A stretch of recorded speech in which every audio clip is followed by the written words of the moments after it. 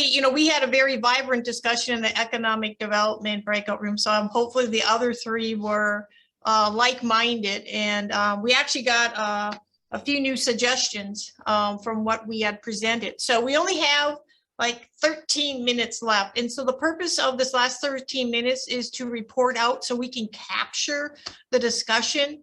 So the subcommittee can take a look at this discussion and make adjustments or inclusions and additions to the final report before we actually finalize it. So since I was in the economic development breakout room, I'm going to ask Marion to start first. Thanks, Kelly. Yeah, it was a great discussion.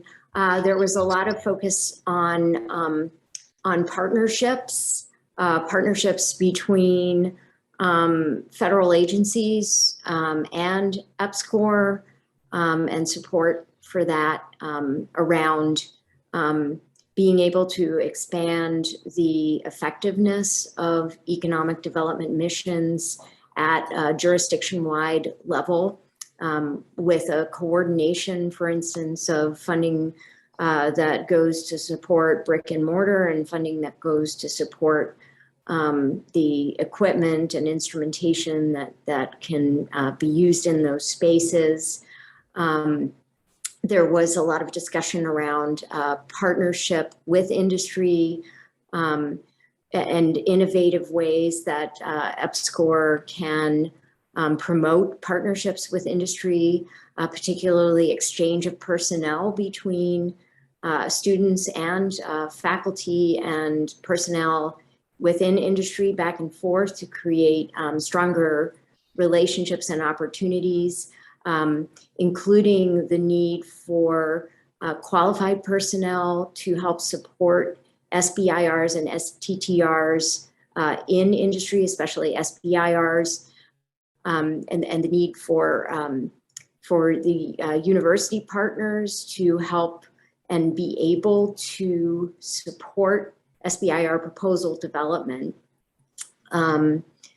There was a discussion about also partnerships across EPSCoR jurisdictions and between EPSCoR jurisdictions and non-EPSCoR jurisdictions to find pathways for EPSCoR states to have more access to other federally funded programs and even NSF funded programs like ERCs or STCs.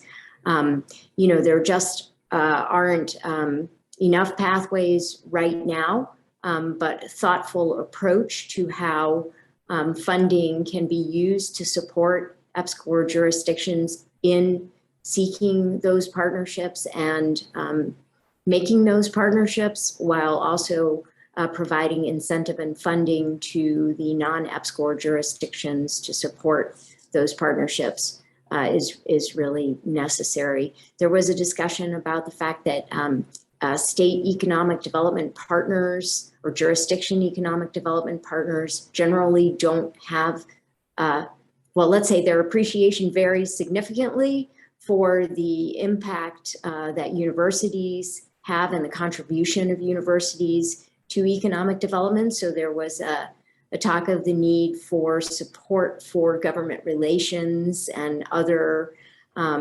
relations functions in the EPSCoR jurisdictions to help promote that message more effectively, that universities are significant contributors to economic development, and how there's potentially a need to fund or make those conversations more available through perhaps workshops, funded workshops. And there was some debate back and forth about whether there should be SBIR, special SBIR funding dedicated to EPSCoR jurisdictions and some of the pros and cons of that. Thank you so much, Marion, for that thorough report out. Let's move to education and workforce development next. Just as a reminder, we have about 9 minutes for the next three, so about 3 minutes apiece. So who was the scribe for education and workforce development? That was me. Hey, Nicholas. Hello. Yeah, so I thought we had a good discussion too, just to try to briefly go through it. We kind of went through suggestion by suggestion. So the first two suggestions are creating a faculty startup program and then increasing research competitiveness to support broader workforce. So those kind of maybe go together a little bit. For the first suggestion about the startup program, we were a little thought maybe this would better go under research infrastructure. We're not quite sure how it would go with the research, the current way we do the track twos anyway. And there was also a suggestion that maybe it could be broadened a little bit because part of the goal, like for PUIs, they're not necessarily recruiting research faculty. So to maybe make that a little bit more inclusive to also recruit teachers and educators as well.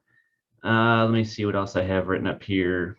And the other thing for the PUIs is that even small amounts of startup can go a long way there in terms of recruitment, because some PUIs have very little to no startup available for new faculty. So small amounts of startup so it doesn't have to be a lot of money necessarily for some universities. For the suggestion 11 to create supplements for increasing research competitiveness, overall, I thought we like this suggestion. I think there was, there was some suggestion that really this should be focused on mid-career faculty because the track 4s are available to early career faculty. So there's, thought there that maybe just really making sure that it's focused heavily on the mid-career faculty, people going from associate to full professor, but also along with that though, not just on the tenure track. There are lots of research staff now that are not on the tenure track. So if there's a way to include them in this suggestion as well. Some instructors have small research appointments or on 3-year terms. And also there's obviously there's research scientists and those kind of faculty as well that may not fit into the traditional tenure track. Let's see. Suggestion 12 and 13 were about developing research experiences for undergraduates with industry partnerships and building STEM education workforces. So that we thought these two kind of went together. We like suggestion 12 a lot. We thought that would be, aligns really well with the direction of NSF, and also several of the people in the room said that their universities are already doing things like this. So this would be a good way to kind of formalize that and provide a funding mechanism for it. So I think there was really no negative comments on that one. For suggestion 13, supporting building excellence in STEM workforce initiative, we thought it was a little bit broad, wasn't clear how this would be accomplished. So maybe just a little bit of information on what types of activities would be supported would make that one a little bit more clear and give us a better stand. And also there's a suggestion to separate it by K-12, undergraduate, postgraduate, to make it clear at each of those different education levels how this is going to be done. And the last two quickly, so suggestion 14 was about building research facilities and institutional management capacity. We were a little bit confused on this one because it wasn't clear whether it was talking about adding additional EPSCoR staff or just maintaining current staff. So that was, there were a couple of EPSCoR staff members on the call, and they both said they like this in principle because they do feel like they're overextended. There's, a lot of these states have maybe 5 people on their staff. And so bringing in people with specific skills like website development or that could allow them to do more of their core activities more thoroughly. So there was support for this, but just a little bit of clarification on how exactly it's going to work and if it's talking about new staff or keeping current staff. And the last suggestion, offsetting the cost of administration for institutions. I think overall we supported this one, just again, maybe broadening it to go beyond the research part of it and include the education component that many of the schools are also strong in, because there's a need for administrative capacity for course development and classroom related stuff as well. So I think that was all. If I missed anything, anybody else that was in that room, feel free to chime in, but try to keep it short. That was a wonderful summary, Nicholas. Thank you so much. So we've had 2 great summaries so far. How about research infrastructure, competitive and capacity and competitiveness next? Who's up for that one? Okay. Prakash. Yeah. So we had a lot of discussion about the track 1. first of all, there was a suggestion that maybe, the committee has got so many different suggestions that, when we make those recommendations, that the NSF or the EPSCoR office may not know kind of what to prioritize. So there was a suggestion that, that maybe we should be able to, or the committee should be able to kind of identify, some of the key suggestions as the priority areas. And my response to that also was that, like in the committee, we did receive for each of those working groups a large number of suggestions.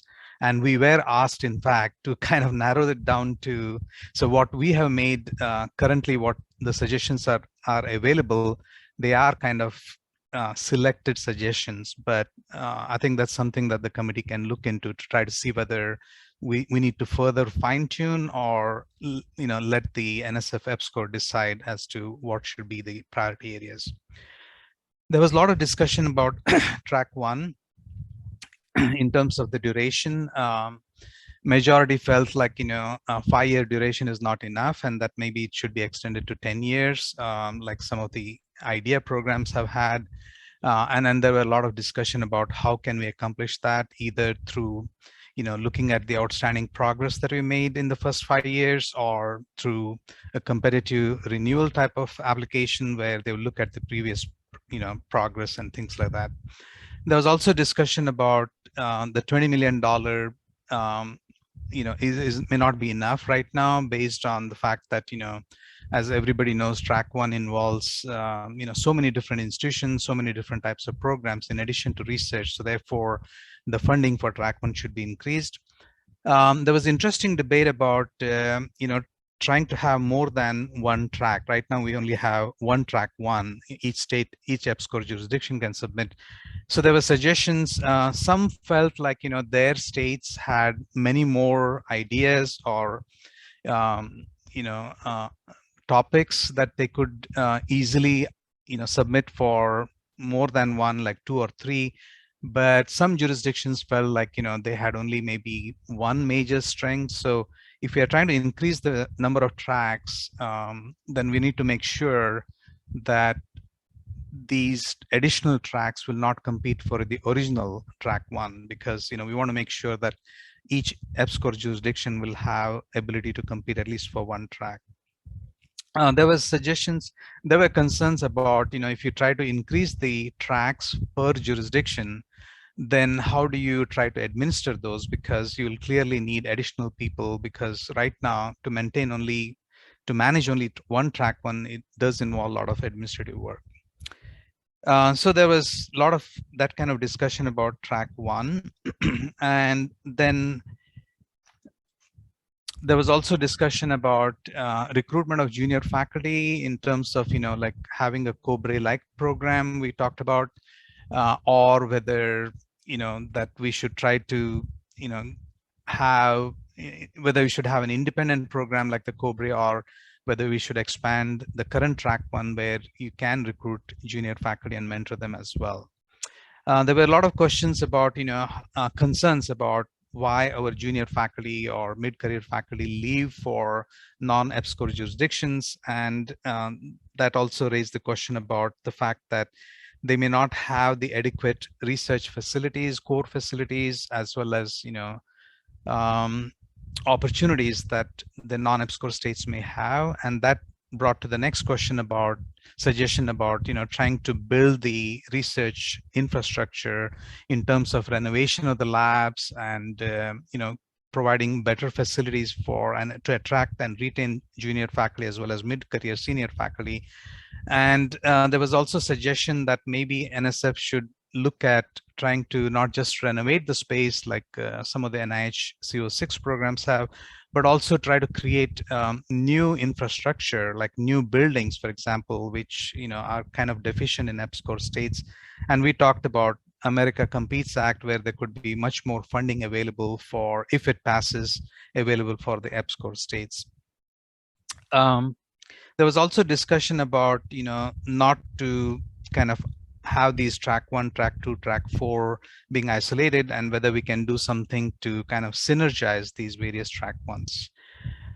And lastly, we didn't have much time, but there was one of the PIs from track 2 talked about, how can the faculty have some teaching release time, as well as what are some of the ways that they can help retain the faculty and things like that. And I think that teaching release time was I think discussed with respect to certain PUIs as well, and as well as the retention. So I think that's pretty much what I have. And if I miss something, the people who are there, feel free to chime in.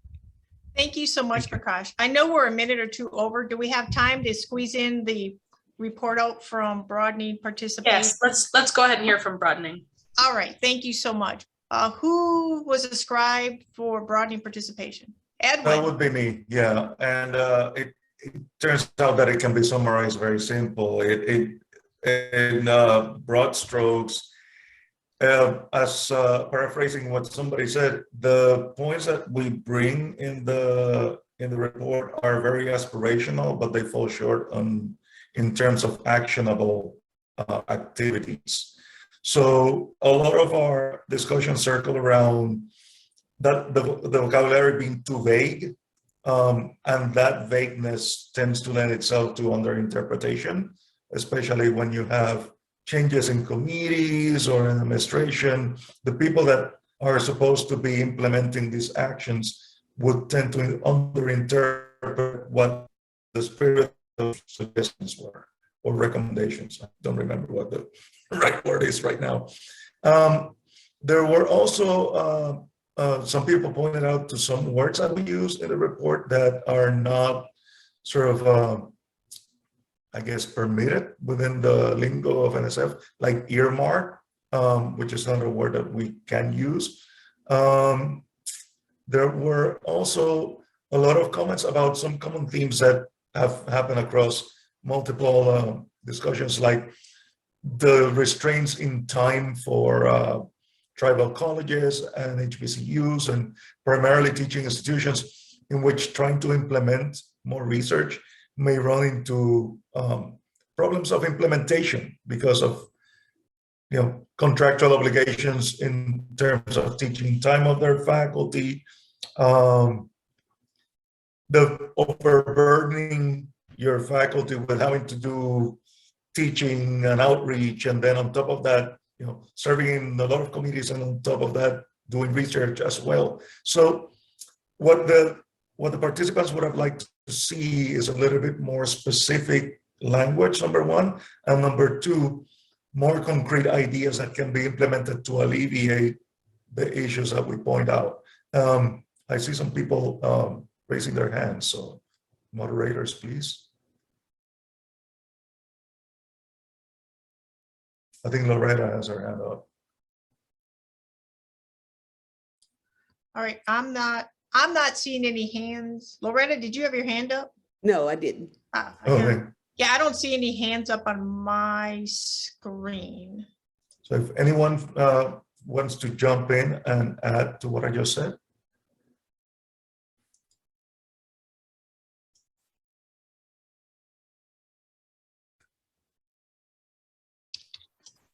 Okay, I think you may have accurately summarized everything that happened in the broadening participation breakout. Did you have any closing words, Kelly? Certainly, I want just to thank everyone for joining this 2-hour session. It's so critically important for NSF EPSCoR to hear the comments, the dialogue, the discussion. It was a great dialogue. And I do appreciate the time you have put into this. The committee, circling back as soon as we get this recording, we can take a look at. There are some great new ideas, new suggestions that came out, and I know on behalf of the subcommittee, we are very grateful for that broader perspective. And so, again, thank everyone